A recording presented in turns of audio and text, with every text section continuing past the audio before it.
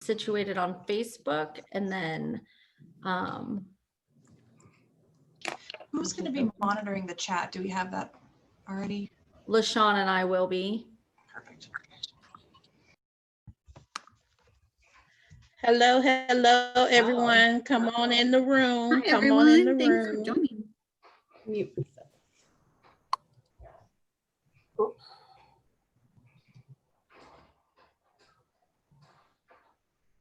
Hey guys, can you hear me?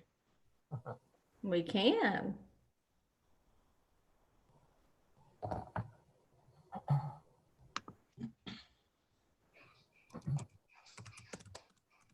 I'm Josie's stunt double.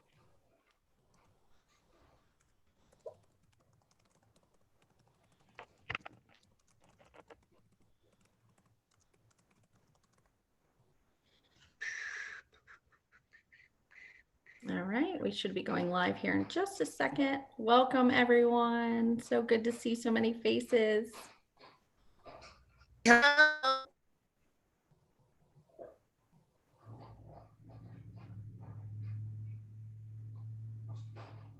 Okay, we are live.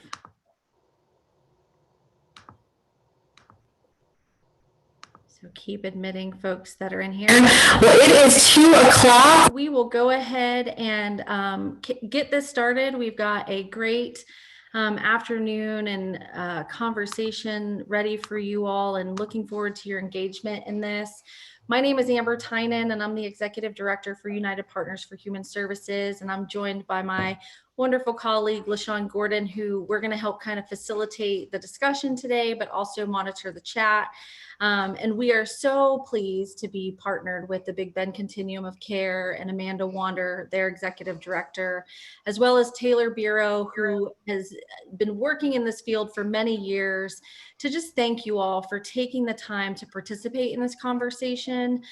This is going to be one of a 3-part series to talk about what homelessness is, what it looks like, what the system of care involves, and what solutions we have and ways that we can engage as a community to really work to eradicate this issue. I know many of us work in this space every single day, and we know that homelessness itself is very complex and requires the commitment from so many individuals and entities and parts of the community to make that happen. I see Shington Lammy with the county. Thank you for being on the call and for your commitment to working not only with the Big Bend COC, UPHS, but also our partners in this space. We will have some time for you to learn about the continuum of care today, how those partnerships with the various entities and sectors, organizations really intersect and work together to address and implement efforts to address homelessness in our community. And more now than ever, we need everyone, not just those that are service providers and in this space every single day, not just our local government, but engaged citizens to partake and participate in ways that we can address this locally.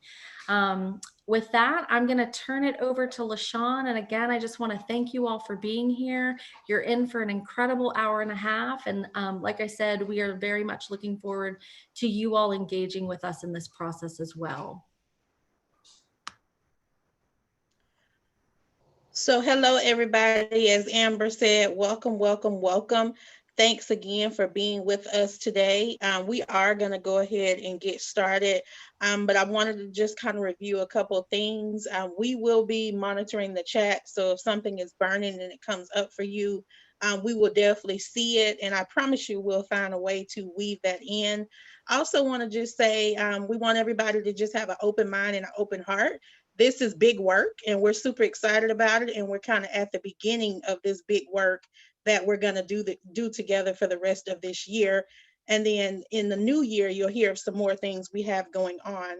So without further ado, I'm going to kick it over to Miss Amanda Wander with the Continuum of Care, and she's going to get us started today. Thank you all for joining.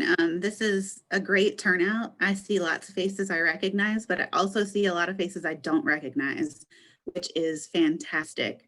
The goal of this is really to engage our community and bring them in, make this issue more personal for everybody, and help you understand where you fit in. and the solutions and help you understand what the platforms are for you to actually influence the planning and solutions that come to be in this community. I'll explain a little bit about what the continuum of care is. One of our major roles is doing planning efforts for an 8-county area with regard to the homelessness system of care. So the counties that we cover include Leon, Wakulla, Gadsden, Liberty, Jefferson, Franklin, and Taylor and Madison counties. So if you're on the call today and you're from one of those counties, what we're doing today is really specific to Leon and the city of Tallahassee, but we can help you and your community do something similar to engage your community as well. So keep that in mind and reach out to us. We do not provide direct service. The continuum of care does not, but we do contract with service providers to provide direct service. We also do some information and referral over the phone because we know it can be very, very tough for somebody to find the resources they need. So anybody can call us at any time and we will kind of hook them up with what they need and help do a warm handoff to an agency that can meet their needs best according to their situation. We're also the entity that's responsible for submitting the HUD applications for our community.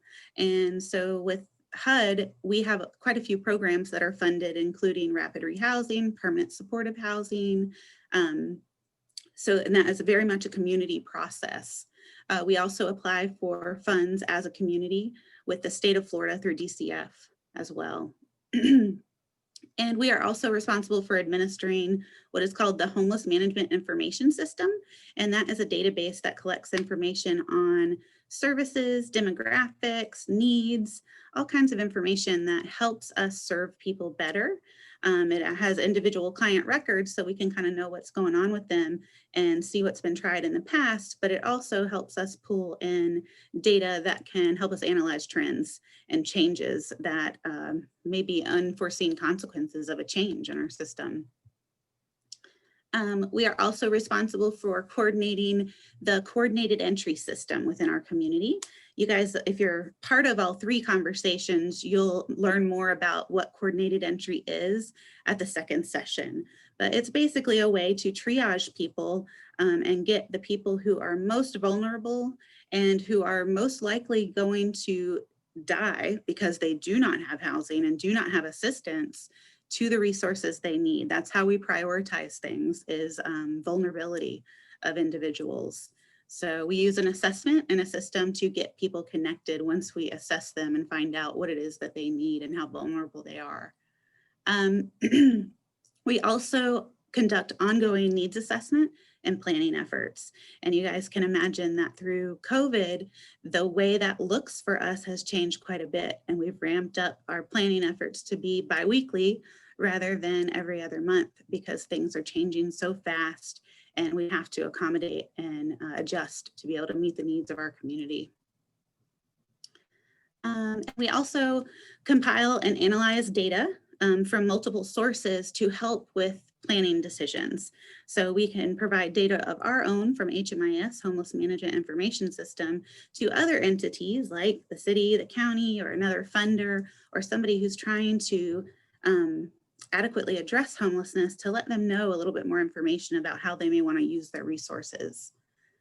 And before you move forward, Amanda, I just want to note that Abena Ojitayo with the city, who, as you just referenced, is a partner, has joined us as well. And I'm grateful to you and Shington for being here today. Yeah, there's been a tremendous bright silver lining that has come from COVID, which is that providers and the community, we have been forced to work together better immediately and have those strong partnerships. And, we have to just trust each other and work together. And so there's some beautiful, strong partnerships that have developed over the past 6 months.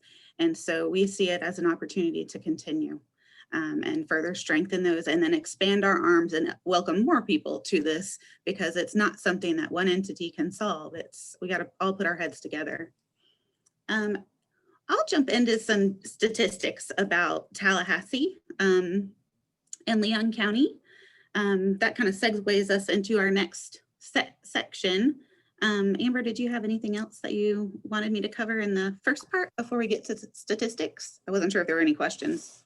Nope, I don't see any questions yet. Just, I did not announce this at the beginning, but we are recording this. So for those that can't be here, they can watch it after the fact. And we're also streaming it live on Facebook as well. So just be aware of that. And I don't see any other questions at this time. So looking forward to hearing the data and the stats. I think it'll be staggering for some people to get a better understanding of who we're talking about, as well as the demographics surrounding that. And thank you for sharing. Yeah, and thank you guys. Big thanks to LaShawn and Amber for helping us host this. We have a small and mighty team, just like UPHS. We have 5 people on our staff here. And so combined with UPHS, we're able to accomplish a lot more and get a lot more of a reach into the community. So you guys some of you may be familiar with what we call the point in time count. The point in time count is traditionally something that takes place at the end of January, and it's a massive volunteer effort and data collecting effort in our community to interact with people who are experiencing literal homelessness. So they're on the street, or they're staying in emergency shelter, sleeping in their car, or maybe at a campsite because they have nowhere else to go. And we get a lot of information at that point in time about what homelessness looks like. And our point in time results, if you think about some of the numbers I'm getting ready to tell you about, think about it as a snapshot of homelessness. On any given day in our community, within Leon County, within the city of Tallahassee, this is how many people are homeless. And this is kind of some of the situations. Within the city of Tallahassee, Leon County area, on any given day, you can expect to find about 760 folks who are experiencing literal homelessness. 103 or so of those are unsheltered, meaning they are living outside. They are camping in an area that's not meant for camping. They're sleeping in a car. This doesn't include people who are doubled up and maybe staying with somebody or couch surfing, though.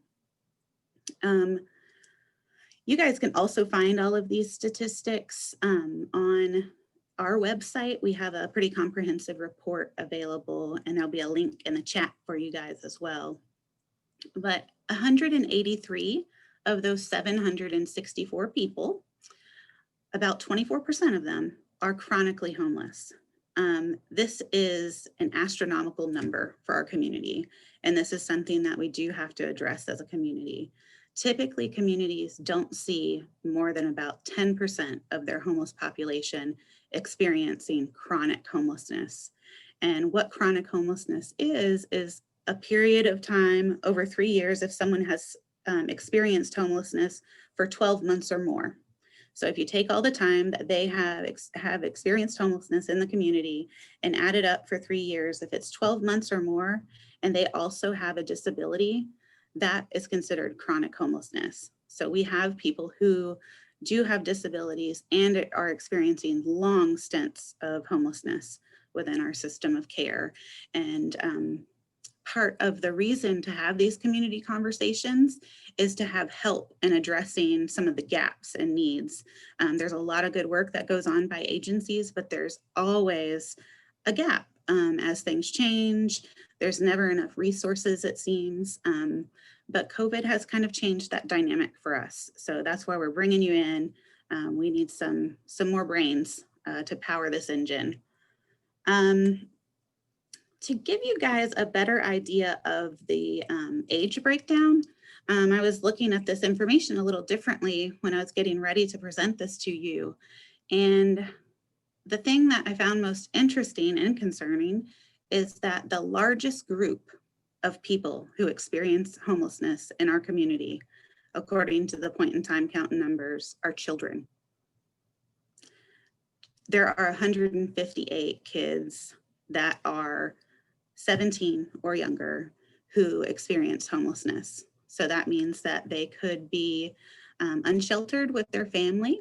They could be a runaway youth. They could also be part of a family that's in an emergency shelter. But that is a lot of children that don't have adequate housing and then therefore don't have access to the developmental opportunities that they deserve as humans. The next largest group, which is I think the typical group that people think about, is adults ages 45 to 54. We have about 148 people according to our PIT numbers. You guys will hear me say PIT, that is kind of an abbreviation for a point in time. And then we also have a concerning number of senior citizens who are 62 years of age or older that are experiencing homelessness. Typically in years past, this number had been between 20, 30, it jumped up to 50 for a while. Well, with 2020's point in time count, it was 80 individuals who are over 62. The gender breakdown also is interesting. We definitely have more men than women or transgender folks. We have about 63% of those folks who are men, 37% who are women, and we do serve transgender folks in our service array. And so on the point in time count night, we had 2 folks who identified as transgender. That's one thing to consider when we're doing our work, is that oftentimes the people that come to us are coming to us because they lack the support and acceptance from their family or their communities that they were brought up in. So it's important that, you know, there is a system for kind of accepting people and helping them move through any struggles or hurdles. To give you a better idea of annual services counts, this has been based on our performance measure data. There will be more detail about this explained in the other sessions, but we do look at performance. We look at how efficiently our system is working and how people are able to move through our system into housing options that are permanent and with the supports they need to stay housed. In a year's time, the Leon County, City of Tallahassee area, we typically serve about 3,000 unique individuals that have experienced homelessness over the course of that year. That is a pretty staggering number to think about. 3,000 of our community members and neighbors throughout a year are going to go through this system of care at some point and need homelessness resources. About 30% of those folks, about 1,000, will return to our system in about 2 years. The biggest thing that tells me is that there needs to be something on the other side, support in the community that keeps people in housing. So we'll talk a little bit about that too. The average length of time someone is experiencing homelessness in our system is about 5 months. It's 138 nights. And we, the COC, would like to see that much lower. We would love for everybody to be able to resolve their case of homelessness within 30 days and get connected with something that puts them in a stable housing situation. So that is one of our goals, is to reduce that length of time homeless, because 5 months is far too long. Approximately 1,700 or so have experienced homelessness for the first time. So they have not been in our system before. So about 56% of the folks that we see in a year of those 3,000 are coming to us for the first time and have not received assistance before. One of the things that we are looking at closely and trying to address is, compared to our local census data, race is not represented equally in our service delivery. So we find that our services, our homeless services, are serving far more of our Black and brown neighbors. And we believe that this is because they don't have access to permanent housing options. There's a lot that needs to be done in the area of racial equity with regard to housing. And so we are forming a group to look at that and kind of look at some of the reasons why this might be happening and what do we do as a community to address that. So if that's something that you're interested in, just drop your email and your name in the chat, and we'll reach out to you when we meet for the first time on that. Amanda, real quick, we have a question. Do we know how our percent of zero income persons compares nationally? I do not know, but that's something we can look into and try to present out at one of the other 2 sessions. I don't know it off the top of my head, but I'll look into it. All right. And there is much more detailed information on our PIT report going into the specific stats on race, et cetera, in the report that is available on our website. So that link is provided in the chat, and we encourage you guys to check it out. If you have questions, just let us know. And we will be putting other updated information there as well as we dig into some of your questions about data. I think that wraps up the data portion, unless anybody else has any other specific questions. If we're not able to address them today, we'll definitely look into them for you. So there was a question about whether or not veterans were included in the PIT report. Yes. Yeah, we typically have about 75 to 80 veterans that are experiencing homelessness on any given day. About 50 of those veterans are in a transitional housing program. So we have between 25 and 30 veterans who are, not connected with that program, may be connected with supports other ways through some of our other veteran services. That is also one of our goals, is to end veteran homelessness as well as chronic homelessness. All right. So we'll keep monitoring the chat for questions. So there's another one. Are people in the PIT that are in programs coming from prisons and programs? Can you say that again, LaShawn? So the question is, are people included in PIT that are coming out of programs such as prisons, transitional living programs, that sort of thing? It depends on the program, what the person's history was before they went to the program. So for folks who are incarcerated, we have to operate by a very specific definition under HUD for this PIT reporting purpose. And so if somebody were incarcerated for 90 days or longer, just prior to the point in time count, they would not be included. But if they actually did spend a night at a shelter or experienced homelessness after their incarceration, they absolutely would be included. And then also, is the LGBTQ plus community counted as a specific group? They are not separated out or counted as a specific group. That is something that we have received feedback on over the years, and different things that people may want to see. They're not separated out now, but that is something that could be done. Awesome. So we will continue to monitor, and we don't want to ask too many questions because we want to get to the meat of the program. But I see Kelly did have a good question there, and that's, do you know what percentage are coming into Leon already dealing with homelessness? We're looking into that really closely. One of our partners is operating a diversion project. So the Kearney Center has started a diversion project to help make sure that we don't have people who are coming from other communities to our community with a history of homelessness, and they haven't adequately tried to find resources in their area.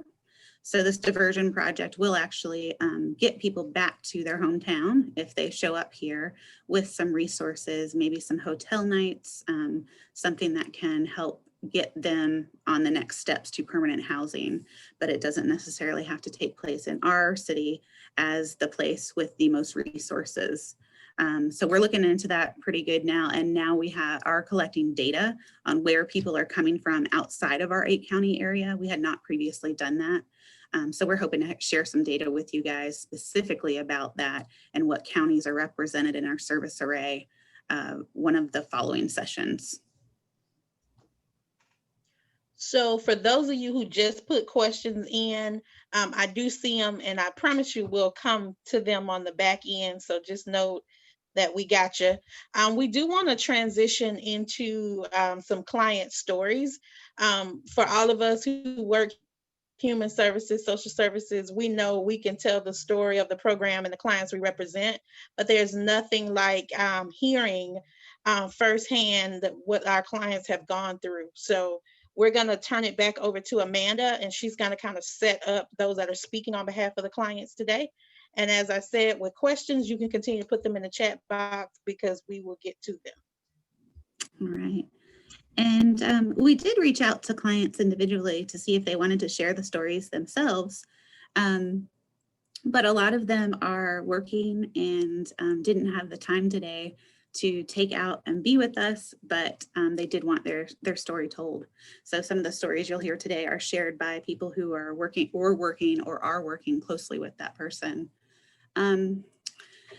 There's all kinds of misconceptions about who's experiencing homelessness in our community and who can become homeless.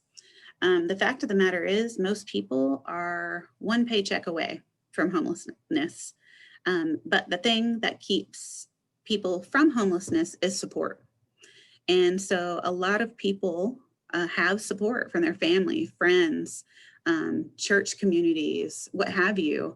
And so that is what prevents somebody from falling into homelessness. If you don't have those supports, the homeless system of care becomes your support. So it can happen to anyone. And we'll share some circumstances with you today. Will help you understand a little bit more about the people that we see in our system of care. A few reasons that we hear fairly regularly of why somebody has come to an emergency shelter or why they might be sleeping in their car. Increased medical bills and inadequate healthcare coverage. That's really common. Loss of employment or underemployment or low wages. Leaving an abuser in a domestic violence situation. Or a loss of a caregiver. Maybe somebody needed some help and their caregiver passed away. Death of a financial contributor within the household.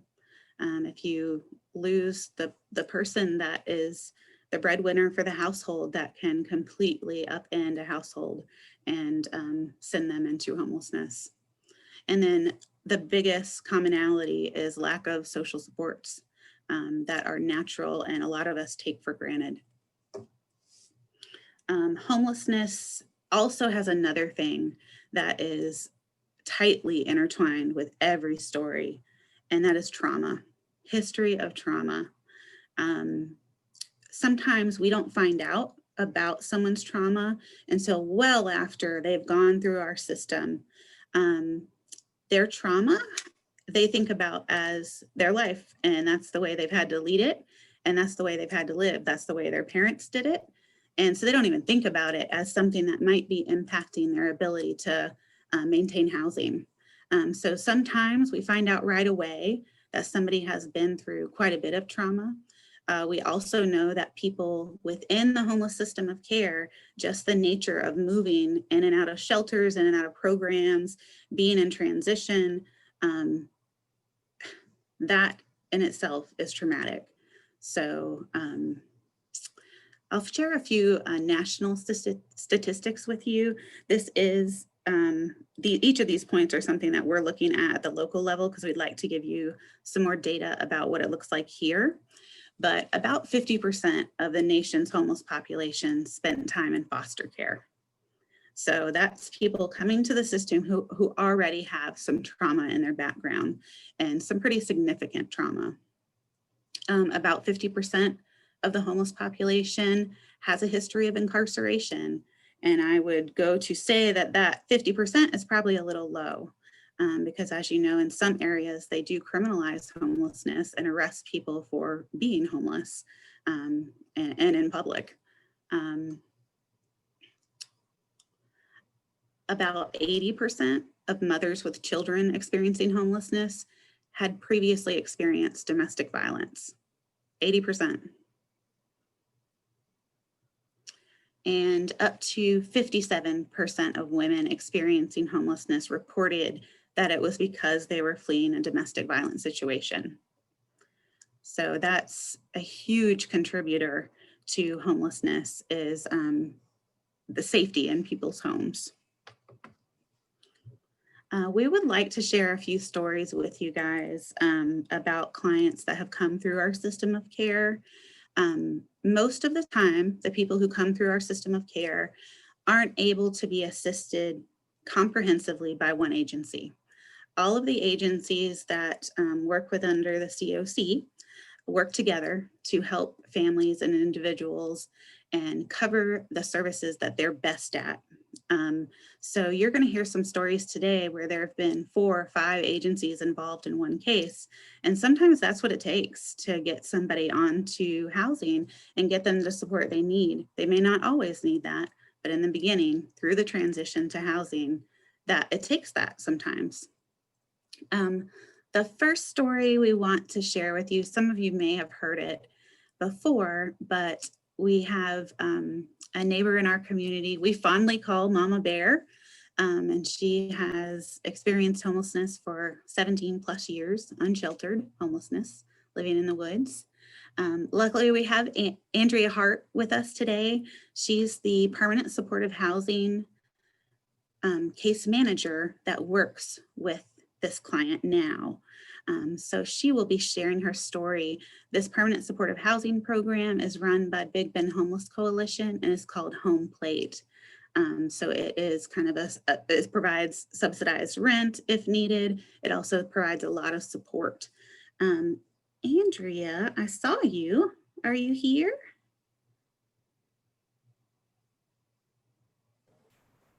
I am here. There she is. All right. Thank you, Andrea. We're going to turn it over to you to tell us this story. Okay, as Amanda stated, I am with the Home Plate program. I am the case manager for Home Plate.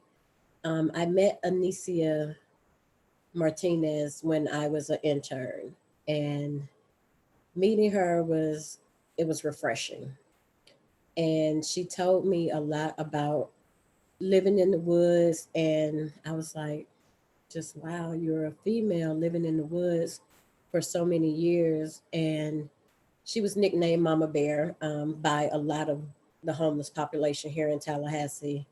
She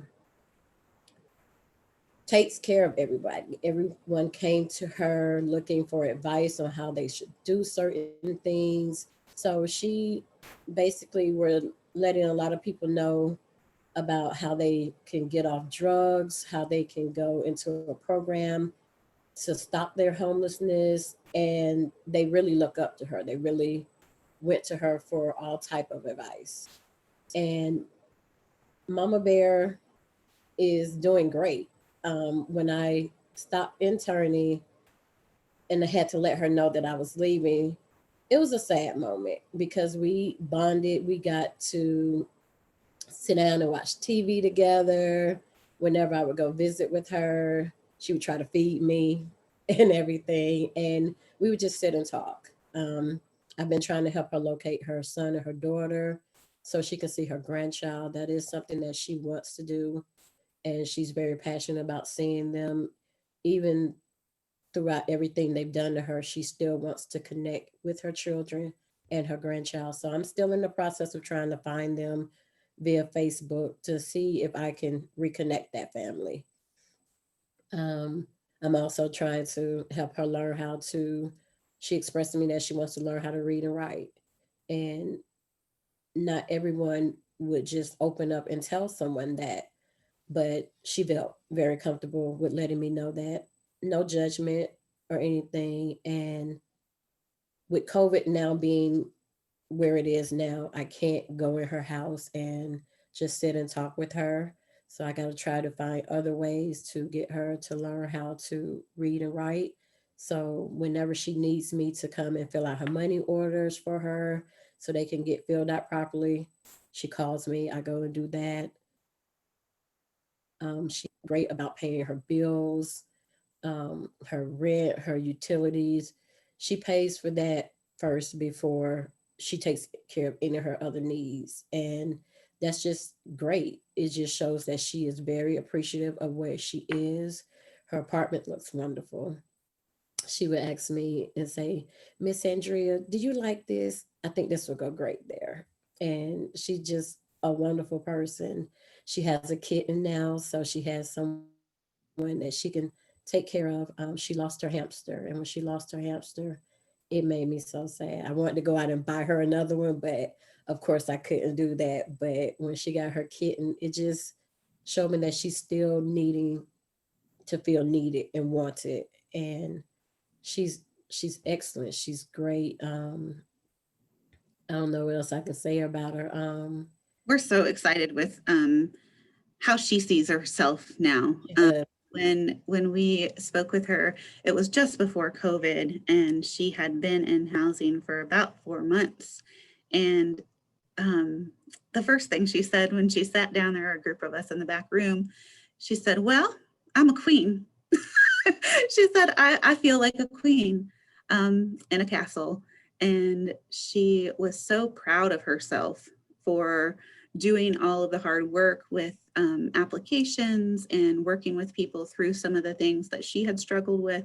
Right. She really is an amazing person.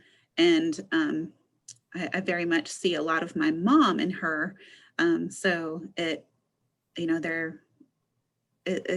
it's heart touching to see It some is. a complete turn.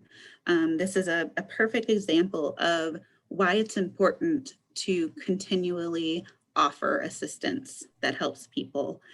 She had been somebody who had said, "No, I don't want housing," for about 10 years here locally. But things changed, and she was getting older, and she went to the emergency shelter and started working with Renee, who's a case manager at the Kearney Center. And Renee was able to get her permanent supportive housing application processed like immediately, and she was able to get into housing very quickly. They also hooked her up with some other agencies that could help with some of her needs, for literacy or healthcare. So it was a whole bunch of folks working together to support her through that transition and get her set up in her apartment, and with her support through Andrea. But that is an incredible success. Someone who's been living outside for that long, it's a big transition, as I'm sure you can imagine, going into housing alone when you're used to living with a community outside. Right. Did you have anything else you wanted to add, Andrea? And she's still trying to get other people off of the streets. So she's always telling me about other clients or other people that are out on the streets. And she's just like, I want to help them all. Yeah. Yeah. So she's doing an excellent work, even though she herself, it just shows that she has not forgot about anybody else, or that she thinks she's better than anybody else because now she has a home to go to. And that's not her. It's not her at all. And that's something that does often change people's mind. If somebody says they're not interested in housing, if they see their peers moving into housing and enjoying it and progressing in other areas of their life, that sometimes makes a difference. And the next time you meet with them, they say, "Yeah, I want that too." So it can be a game changer to just continually, every 2 weeks, offer somebody access to some sort of service. Thank you, Andrea. You're welcome. Thank you. All right. And we have a few more stories for you guys. LaShawn is going to share our next story. So LaShawn has a story of what we see sometimes, which is family generational homelessness. LaShawn, you want to speak about that?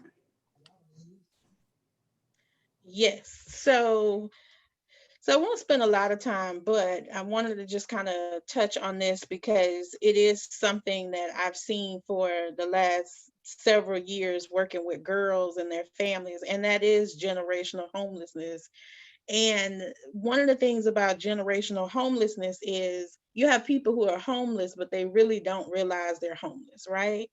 And so these are the kids and families who have never had their own house because they've always stayed with their grandma. They've always slept on their auntie couch.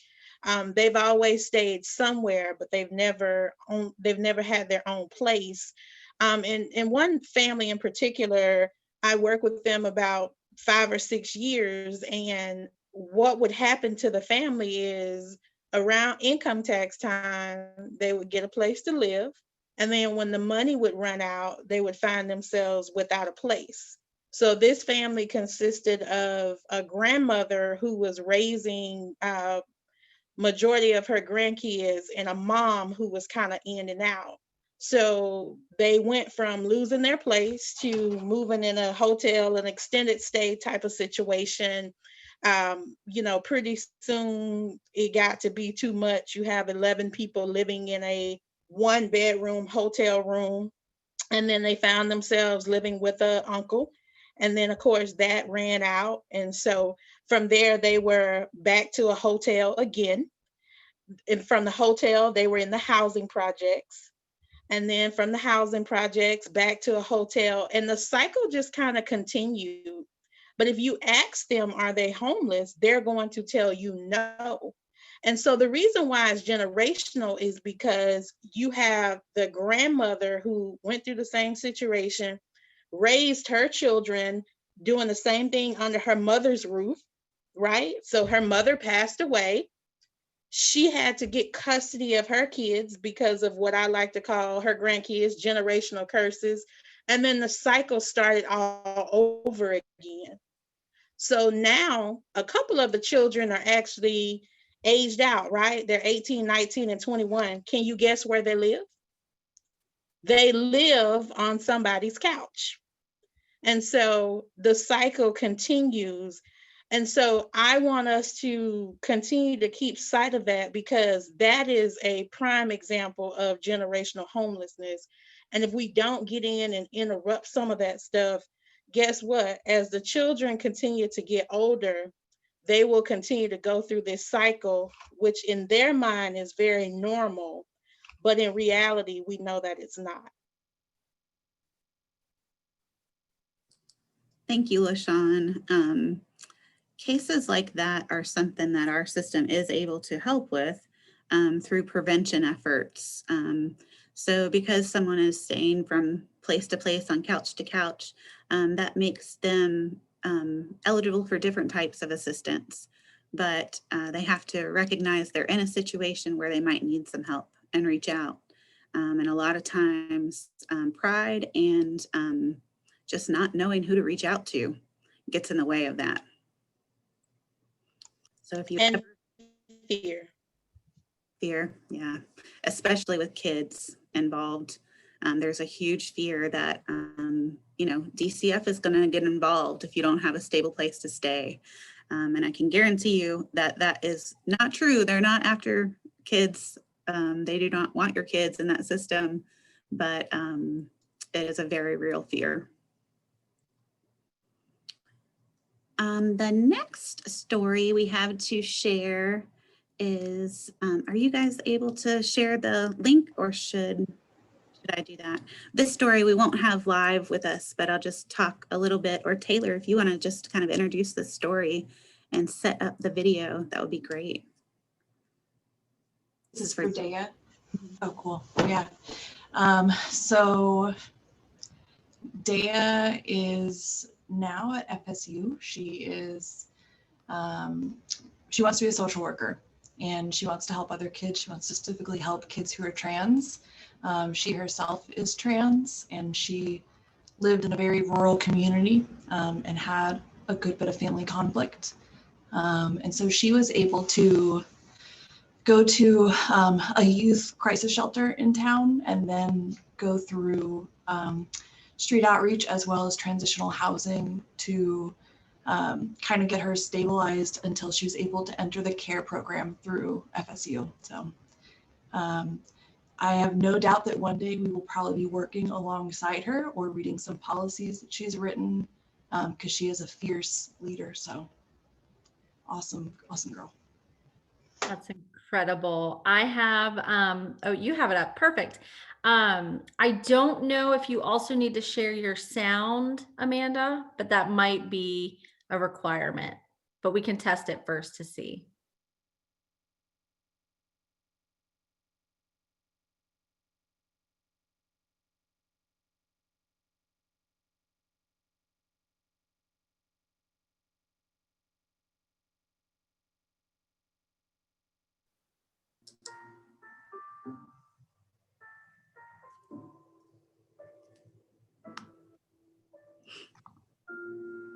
Can you hear that? You should hear music.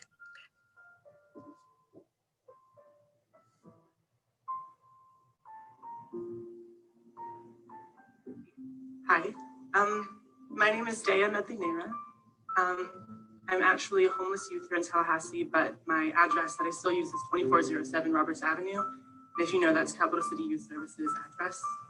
I'm here in today in support of the conversion therapy ban. And I would like to give you my personal experience with conversion therapy. I've been so scared to talk about it because how would you want to?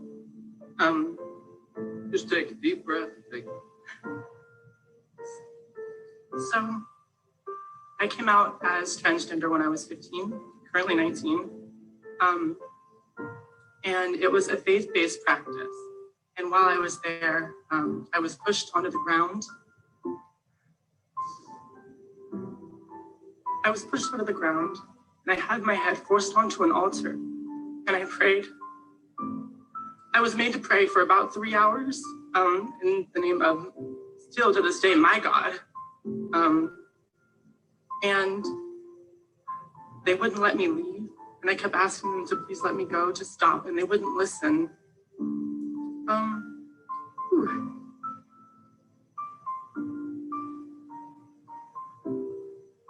I was kicked out of my house and made homeless when I was 16. I sought refuge at Capital City Youth Services in August of 2018. And there I went to therapy, real therapy with a licensed therapist, Anna VR at Clarity Counseling. And I've been with her for years and we've been working through some of the lasting traumas of that, including post-traumatic stress disorder, clinical depression, manic depression, anxiety, all which stemmed from this practice. And before I started that,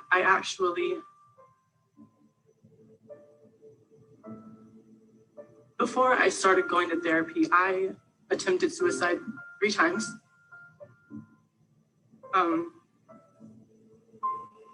I just recently was a victim of sexual assault. And I have been kicked out of many, many churches that are of my personal belief to this day. And I just wanted to make you all aware of that from my experience because it's important you guys know the truth. Thank you.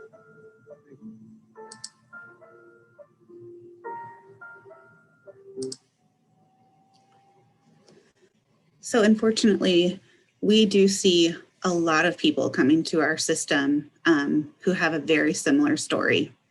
And it doesn't have to be somebody young that can, be kicked out and kind of rejected from a group that they had known. We are wanting to build stronger ties there to get folks the support they need. And housing is one of the components that they are struggling with typically because of lack of acceptance. So that is an important thing to keep in mind when we think about the people that we're serving in our system of care, especially for youth. All right. We do have a couple of other stories to share with you guys too. We have Jackie Fortman, who is our Emergency Assistance Program Specialist at Catholic Charities. And she has a story about a healthcare professional who came to them for assistance. Jackie? Hello, everyone. Yes, so Misha was a 61-year-old woman who worked as a caregiver who recently found herself in a sticky situation. Her landlord gave her 30 days to find another place to live because he was selling the home that she had been living in for years. And she looked and looked, but based on her budget and her low income, she found it very difficult to find a place that she felt was safe and that would fit within her budget. So that's when she reached out to Catholic Charities for assistance. So we were able to point her in the right direction as far as affordable housing where she felt safe. And then we were also able to, of course, assist her with first month's rent and her security deposit. So she is back. She was sleeping in her car for a couple months and she found it very difficult to stay motivated as a caregiver and give her clients the care that she wanted to give during that time. So she's very grateful to not be sleeping in her car anymore and to have a place to call home. The thing that was most interesting to me about this story was that she didn't reach out for assistance immediately. She lived in her car for 2 months, I'm sorry.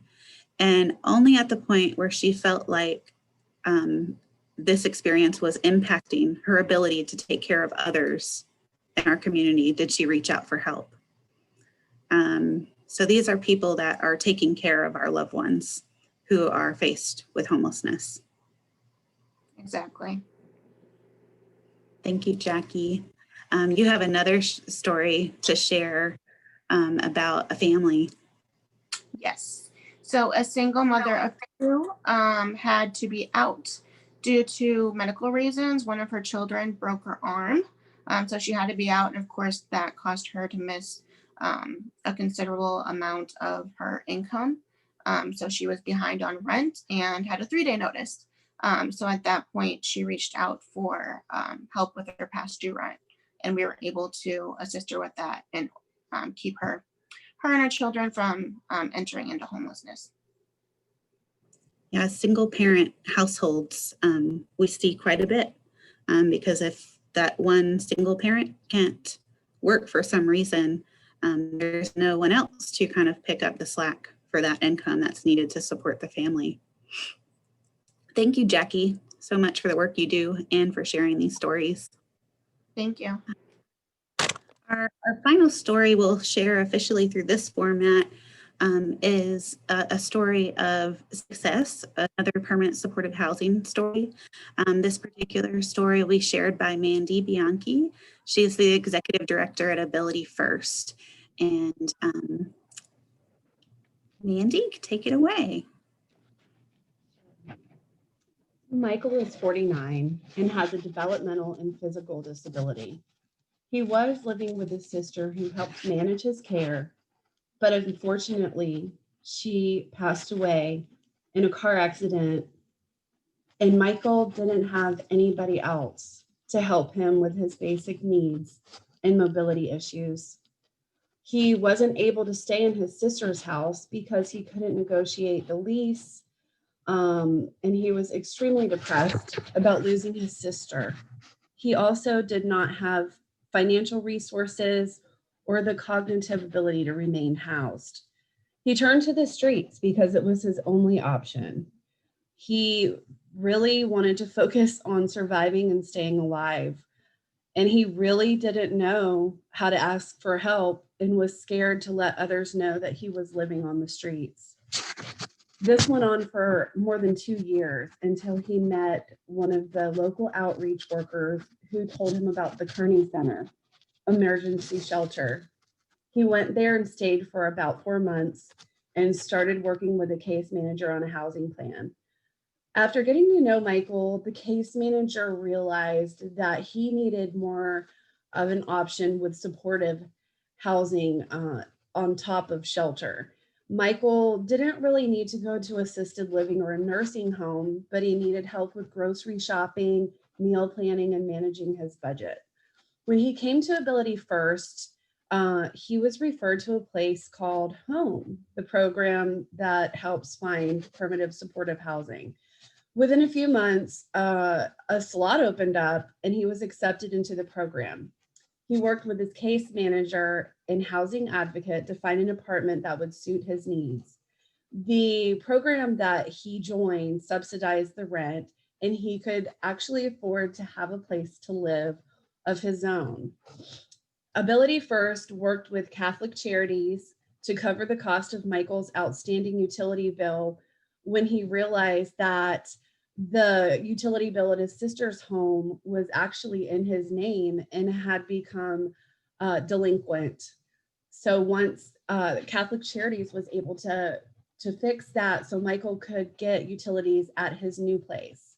He's been housed since April of 2020, and he's doing so well. He's finding independence and working through the system to live independently and be sheltered. Thank you, Mandy.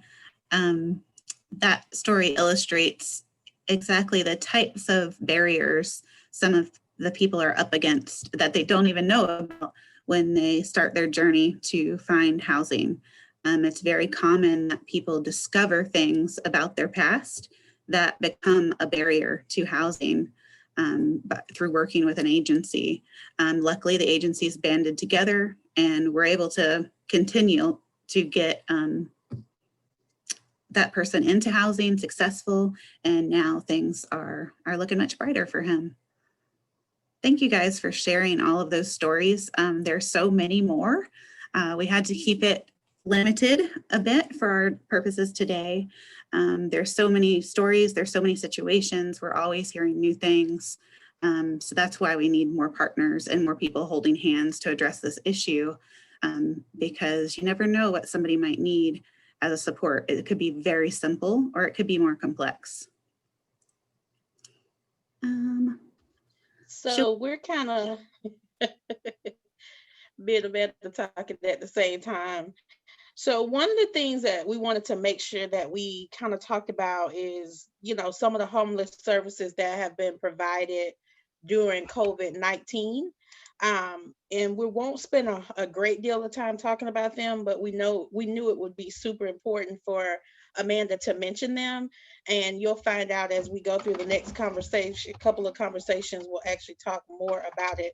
So Amanda's going to do a rundown of those services. And then from there, we'll get a chance to take more questions. Yeah, and I'll keep this brief because we will focus more on this possibly in the discussion part. But COVID completely upended homeless service provision, to be quite frank. We had to adjust immediately and help work with providers to offer the same services they were previously offering, but in a safe way. So the first major impact that our system saw was our congregate emergency shelters for families and individuals both had to decrease their census immediately to accommodate for social distancing. And then our individual emergency shelter, the Carney Center, went ahead and made the decision to put people into hotel units to further kind of control the spread of COVID. That was tremendous. That alone, there were so many people needing shelter. And we are seeing that number grow and grow and grow now that the eviction moratorium has been lifted in a sense by the state. We do have more financial resources because of COVID. So this is a great opportunity for our community. We can actually end homelessness if we plan and work together and use these funds wisely, and make sure that they are really addressing the needs comprehensively of the people who are coming to our system. So we have a wonderful opportunity here. And we want to take full advantage of it and incorporate you to come up with a solution. Our planning efforts got ramped up tremendously. So typically we would hold planning meetings every other month to address big system issues. We went to every week starting in March because things were changing so rapidly within the operations of shelter and programs, but also guidance was changing from the CDC very quickly, and we need to make sure we got that information out. We're now doing those weekly planning meetings bi-weekly, and we've had some tremendous support from some partner agencies that have kind of, flown by the seat of their pants. I have used this phrase many times, but we have gotten really good at building a plane while we're flying it. And so the major players in addressing this through COVID have been Ability First, Big Bend Homeless Coalition, Catholic Charities, CCYS, CESC and the Kearney Center, the City of Tallahassee, City Walk, DCF, Good Samaritan Thrift Store, Leon County, Refuge House, Salvation Army, and Second Harvest. That group has been kind of the core that has been very responsive to these needs that are ever changing over these past few months. Working with those partners, we've identified there's a need for night-by-night emergency shelter. We had some issues with feeding people and providing hot meals. Salvation Army and Good Samaritan Thrift Store have kind of stepped in there to fill that need, along with the Kearney Center. Truly affordable and low barrier housing that is no more than 30% of someone's household income is still needed. This is something that really isn't understood. We hear a lot that we need affordable housing, but we need affordable to the people we serve housing, which most of them aren't getting more than about $1,000 a month income at the time they enter our service system. And then we have a huge lack of transportation right now to get our clients to medical appointments, to look at housing, all of that kind of stuff. So those are the major needs right at this point in time today. If you ask us next week, it might be a little different, but those are our major needs right now. Thank you, Amanda. So we have some questions in the chat. We're going to get to those first. And after we've hit all the questions in the chat, if there's someone else if we still have time and someone has a question, promise we'll get to you. So I want to go back to my friend Bill Wilson. And Bill wants to know, what is the percentage of homeless individuals that are not in housing by choice, don't want to live in shelter, have a mental health issue, that sort of thing? So I'll tell you, it is relatively low. We are just tracking that now with all of people who are experiencing homelessness, but we've done a project with veterans for a while now, about 5 years. And that was what we wanted to dive into, is that question, because we had heard quite a bit that veterans wanted to be homeless and live outside. So when we actually ask people and they do have resources to choose from, we find that less than about 5% actually say, I don't want housing and I'm choosing this life. But again, that offering of assistance continually, people change their mind. And so we do see that some of those people who had previously said, no, this is my lifestyle, this is what I'm choosing for myself, they have changed their tune a bit when they see something else is possible. And they see that some of their peers are having opportunities that they had not thought they could have. So it does change, but we do have a small percentage of people who do say that they choose it, but usually they change their mind. Thank you.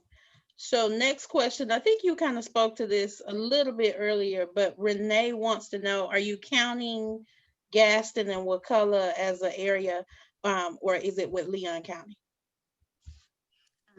Each of the counties are counted separately for the point in time count data.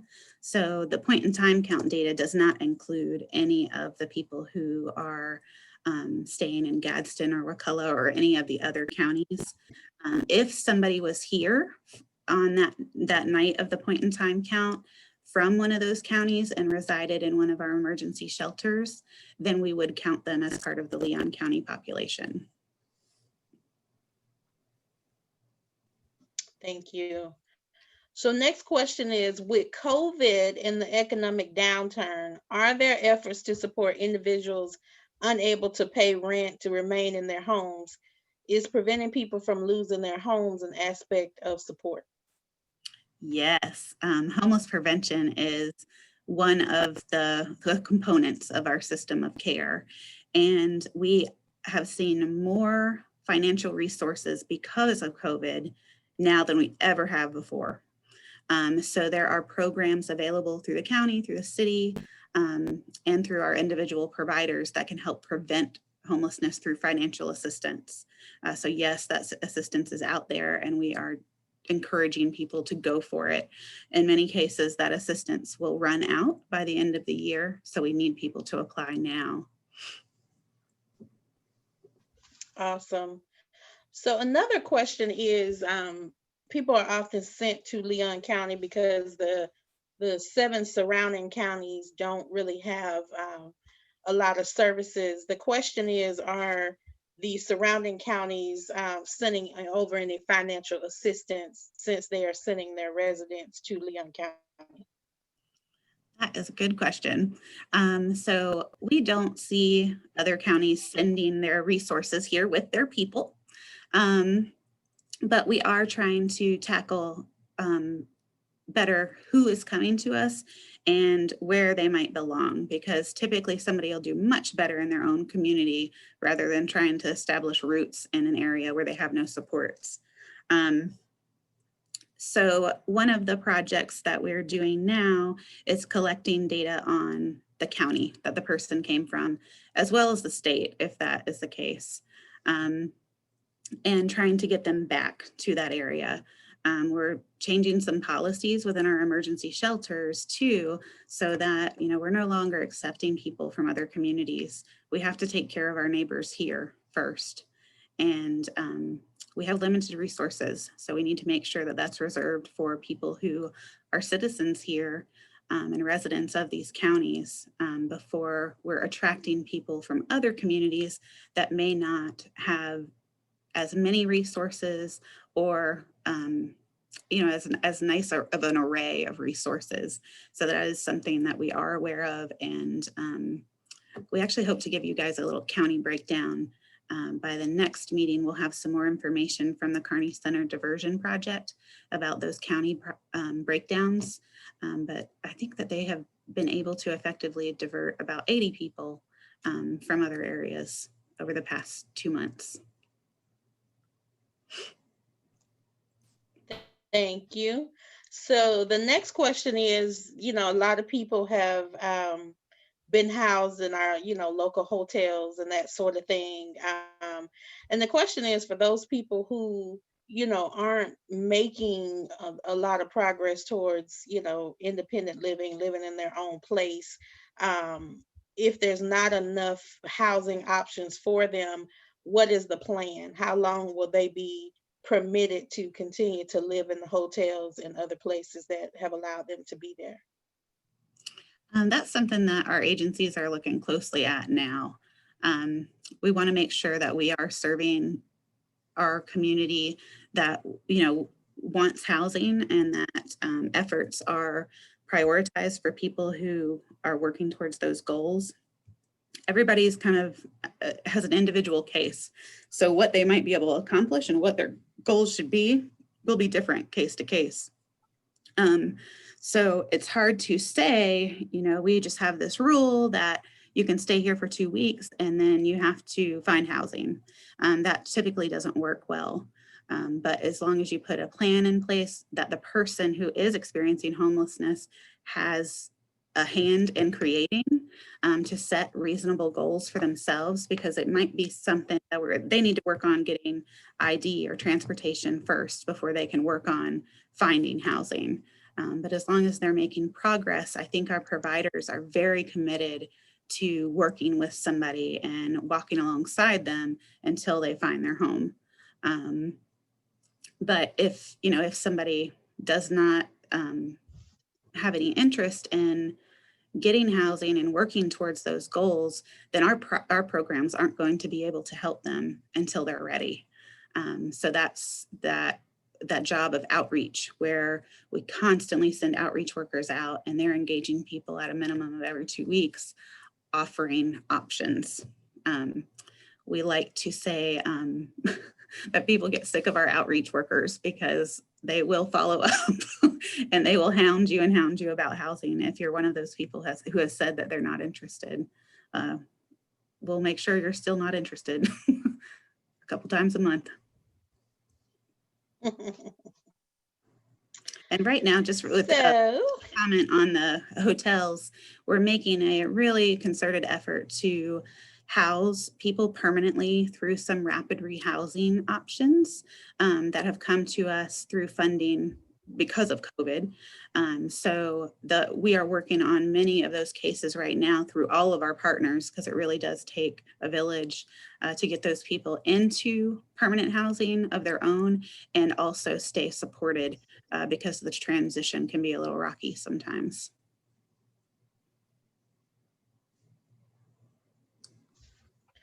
So the next question was about CARES and, whether or not nonprofits who've expended resources on COVID-related outreach and providing assistance and access to clients through the CARES program seek reimbursement. And I'll start with that one, Amanda, if you want to just kind of tag team this one. So the Human Service CARES funding was reimbursement based. The new nonprofit CARES funding is not reimbursement based. So Chuck, if that's a conversation that you want to have offline, we're doing a lot of the tech support for CARES. So, I'd be happy to have that conversation with you. But the second part is more so financial hardship as a result of income loss during COVID, that type of thing. Did you want to add anything to that, Amanda? No, LaShawn, I think you're the better person to answer that, because none of that funding for agencies is really running through us with Leon County. So those are all the questions in the chat. If you know me, I'm a very timely person. So we have about 7 more minutes. If you have any questions, feel free to unmute yourself and you can ask those questions at this time.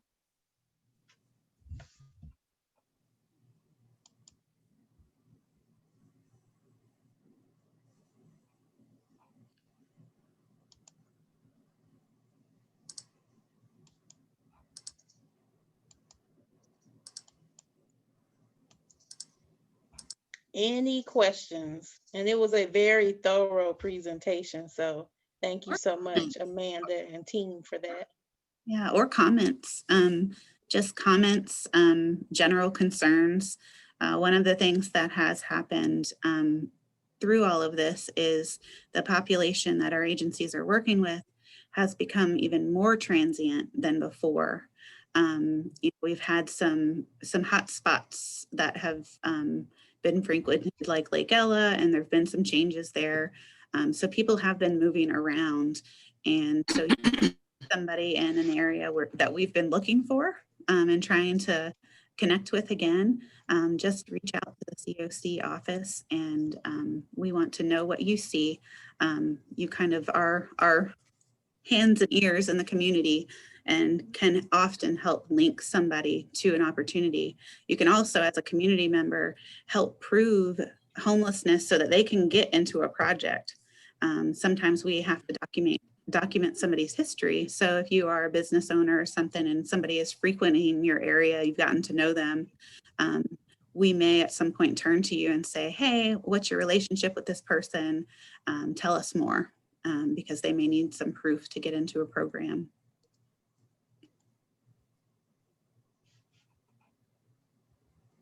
All right. So if we have no more questions, remember you can always reach out to us and we will get any burning questions you have. Sometimes we have aha moments after the fact. We'll make sure those get sent to Amanda and team.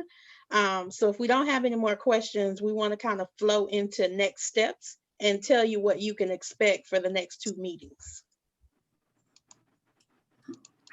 May I say something? This is Pat from Pat's Pantry. Hi, Pat. Yes. Yes, can you hear me?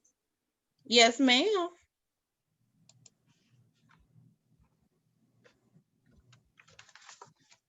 We could, Miss Pat, but we can't hear you now.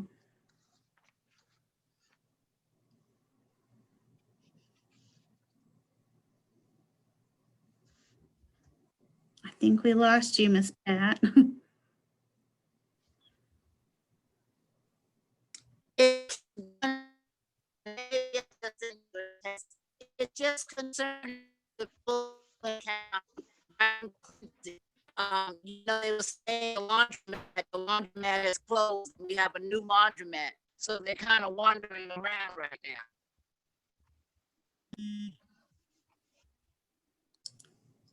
Miss Pat, we only heard the last bit of that part. You seem to be coming in a little more clearly now. Can you repeat your comment?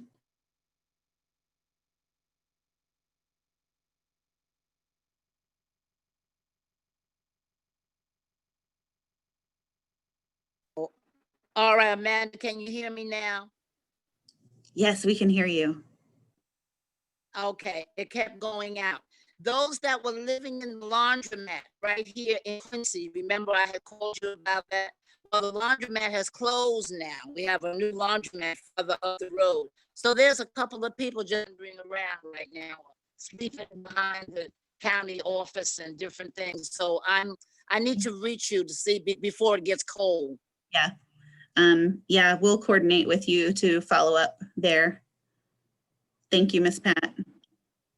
Okay. So we did have a question come up from my friend Bart, and Bart wants to know, what'll happen, what's going to prevent a surge in homelessness when the eviction moratorium ends? Yes.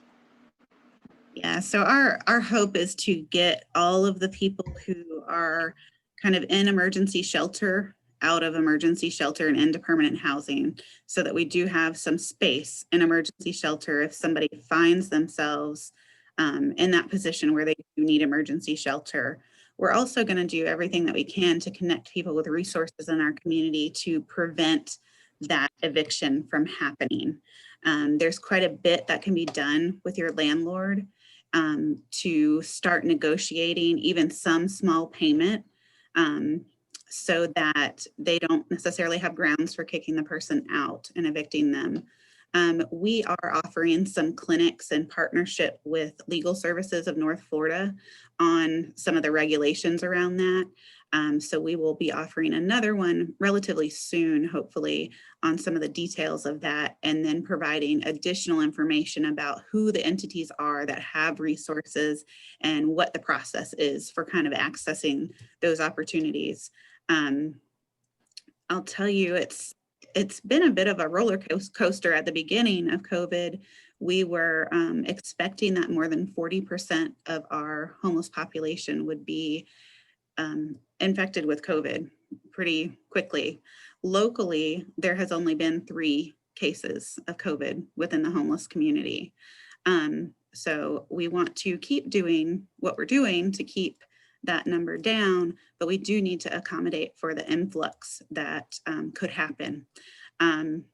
We're hoping that some of the other supports that are available outside of our system are really going to take care of the majority of that need and prevent people from entering our system of care. And we've been working pretty closely with some of those other partners through Leon County Cares and the city of Tallahassee to make sure people are encouraged to go ahead and sign up for that now.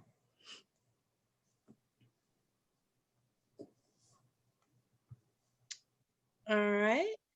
So last question, and that's, do you all know how many have left hotels and gone into permanent housing?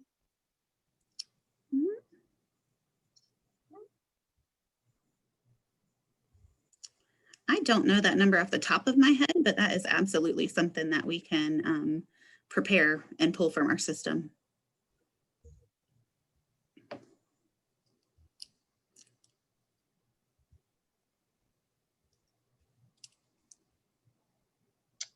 All right.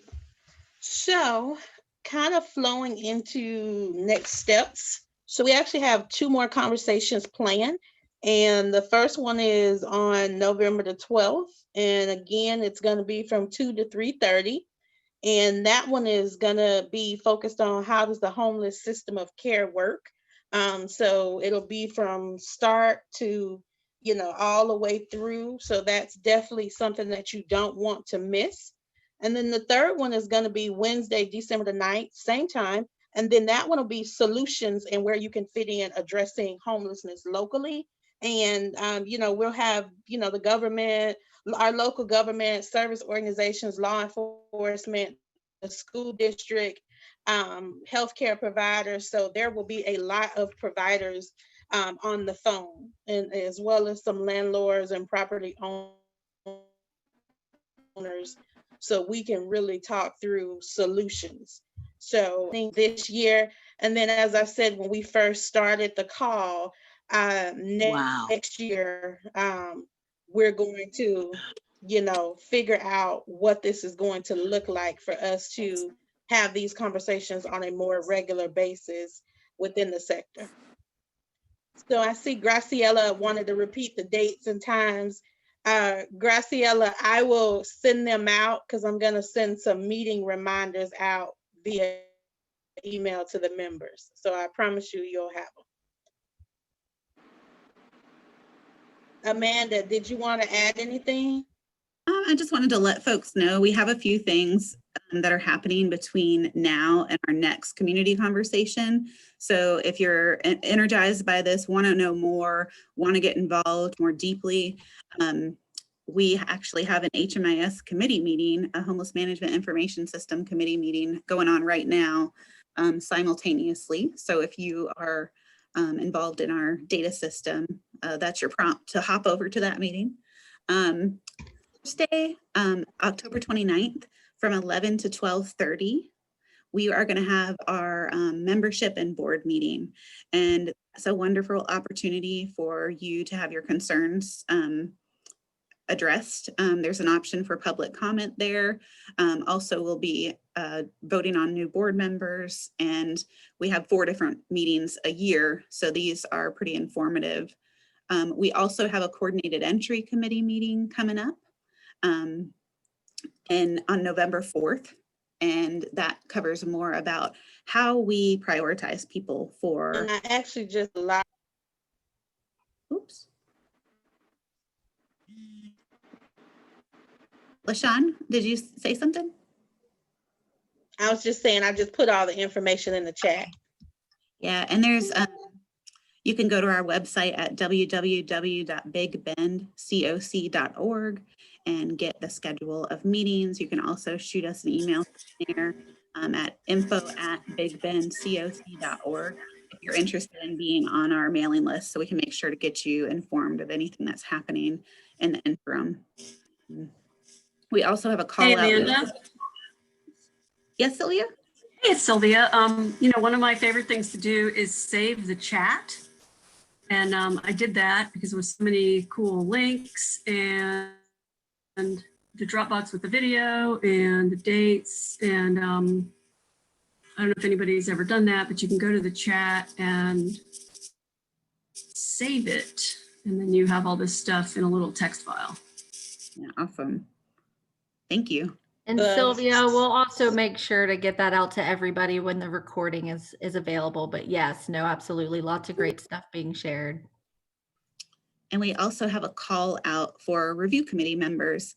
One of the committees that we have is of community citizens who review project proposals that we receive from community partner agencies for funds through HUD as well as the state. And so we need folks who are in the community who care about this issue and hopefully have some experience with ranking projects, evaluating projects. We'll train you to do specific criteria for the funding, but we need some folks to volunteer for that committee and review projects. And we typically only use your time twice a year, once in the spring and once in the fall. And so you're about 10 hours that are committed each time. So it's not a year-long commitment. So if you have any interest in that at all, if your ears perked up, you can reach out to Jonna Coleman.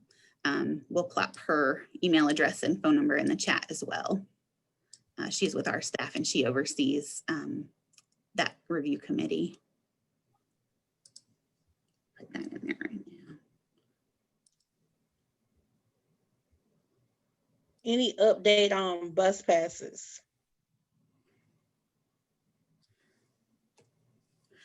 So no, we have a group that is meeting for cold night shelter planning, and that is one of our conversations, but we have not been able to have a conversation with some of the entities that have previously provided public transportation yet.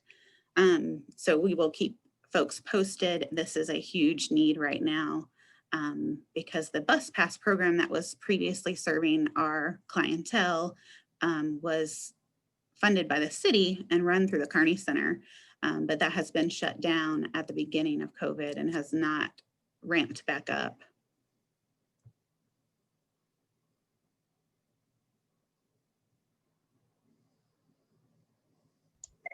Thank you.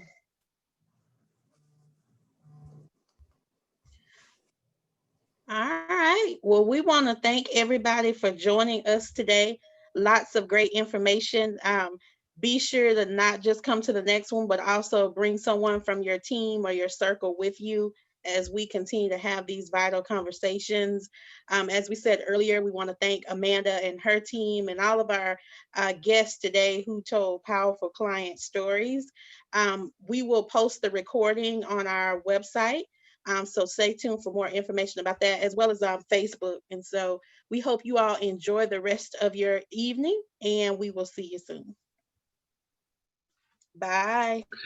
Thank you.